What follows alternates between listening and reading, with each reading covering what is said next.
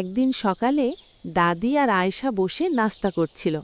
এমন সময় দাদি আয়েশাকে জিজ্ঞেস করে,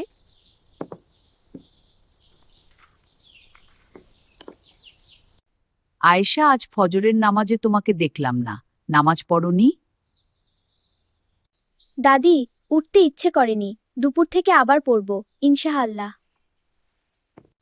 তুমি কি জানো ইচ্ছে করে নামাজ ছেড়ে দেওয়া কতটা ভয়ঙ্কর? না দাদি, আমাকে একটু বুঝিয়ে বলুন, কেন এত ভয়ঙ্কর? শোনো আয়েশা, সূরা মারিয়ামে আল্লাহ বলেন, তাদের পর এমন এক প্রজন্ম এলো যারা নামাজ নষ্ট করল এবং কুপ্রবৃত্তির অনুসরণ করল, সুতরাং তারা শীঘ্রই গাইয়া বা কঠিন শাস্তি ভোগ করবে। এখানে নামাজ নষ্ট করা বলতে ইচ্ছাকৃতভাবে ছেড়ে দেওয়া বোঝায়। আল্লাহ তাদের জন্য কঠিন পরিণতির কথা বলেছেন। ইয়া আল্লাহ দাদি।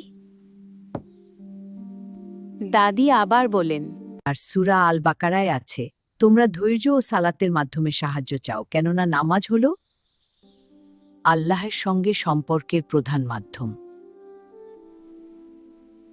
ইচ্ছাকৃতভাবে নামাজ ত্যাগ করলে বান্দা আল্লাহর সাহায্য ও রহমত থেকে দূরে সরে যায়।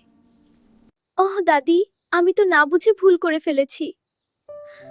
নামাজ কেবল একটি ইবাদত নয়, এটি ঈমানের ভিত্তি। তাই কেউ যদি নামাজ ছেড়ে দিয়ে থাকে, তার জন্য দরজা এখনো খোলা। সত্যিকারের তওবা করে নিয়মিত সালাতে ফিরে আসা জরুরি। আজকে থেকে আমি আর ইচ্ছে করে নামাজ ছেড়ে দিব না দাদি।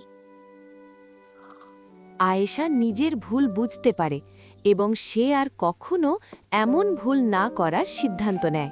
ভিডিওটি ভালো লাগলে চ্যানেলটি সাবস্ক্রাইব করুন। ধন্যবাদ।